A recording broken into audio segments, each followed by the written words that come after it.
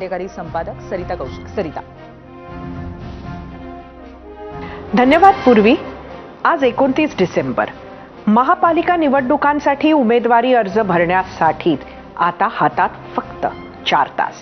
त्यामुळे बरेचसे चित्र आता स्पष्ट झाले, जे अपेक्षित होतंच। बऱ्याच वाटाघाटी अजूनही सुरू आहेत, हेही अपेक्षित होतं।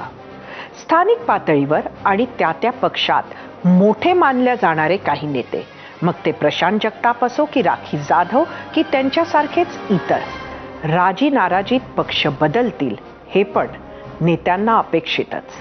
प्रत्येक पक्षानं मित्र म्हणवणाऱ्या पक्षाला जितकं दाबता येईल तितकं दाबलं। आपल्यासाठी जास्तीत जास्त जागा मिळवण्याचा प्रयत्न केला। त्यात काही ठिकाणी मैत्रीचे रूपांतर विरोधातही झाले, हे पण अपेक्षितच।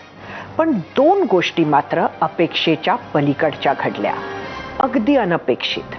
पहिली, वंचित आणि काँग्रेसची आघाडी, आणि दुसरी, शरद पवार आणि अजित पवार यांची पुण्यातली युती।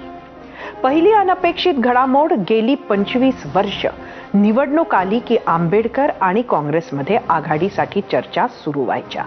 तशीच या खेपेला पण चर्चा सुरू झाली। दर खेपेला शेवटी प्रकाश आंबेडकर काँग्रेसला खो द्यायचे, तसेच ह्या खेपेलाही होणार असं वाटत असताना अनेक मुख्यमंत्री राहिलेले नेते जे करू शकले नाही, ती यशस्वी चर्चा वर्षा गायकवाड आणि हर्षवर्धन सपकाळांनी घडवून आणली। आता दुसरी अनपेक्षित गोष्ट, जसं मी म्हटलं तसं पुण्यातील अजित पवार आणि शरद पवारांची युती। चर्चा सुरू झाली, बराच काळ चालली, आणि अगदी 3 दिवस उरले असताना ती चर्चा फिसकटली, थांबली असं सांगण्यात आलं।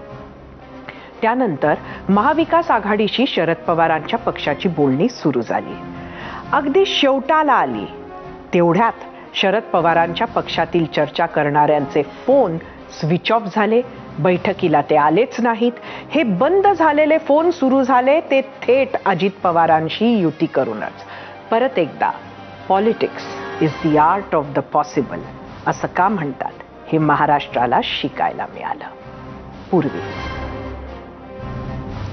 धन्यवाद सरिता। आणि याबरोबरच 0 आवर मध्ये